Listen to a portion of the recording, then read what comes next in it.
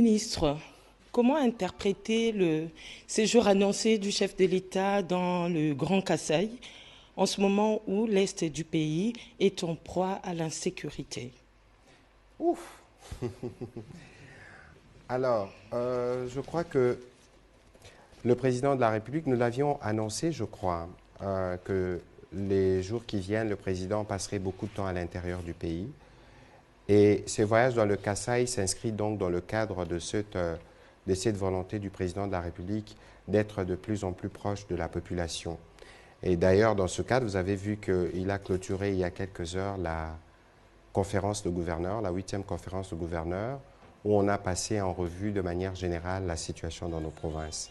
Alors, avant que le président ne s'y rende, effectivement, il y a beaucoup de choses qui se disent parce que le président de la République est originaire de cette partie du pays. Mais je crois qu'ici, il y a lieu de comprendre que lorsque vous êtes président de la République, vous appartenez à tout le pays et que votre province d'origine, c'est d'abord le Congo.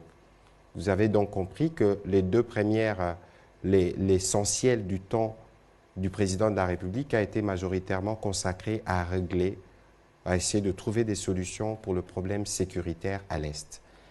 Mais les problèmes sécuritaires à l'Est demeurent, mais ceci n'empêche pas au président de la République de faire un clin d'œil aux autres parties de la République. Vous avez vu le Premier ministre, dans le cadre du projet de 145 territoires, aller dans la province du Congo, aller dans la province du Congo central, et les présidents, cette fois-ci, il va dans le Kasaï. C'est aussi dans la suite de cette volonté d'aller à la base. Et donc, les questions de l'Est restent prioritaires. Elles seront traitées partout où les présidents se trouveront, y compris dans le Kasaï. Et dans le Kasaï, évidemment, comme dans toutes les autres parties du pays, il y a beaucoup de travaux à faire.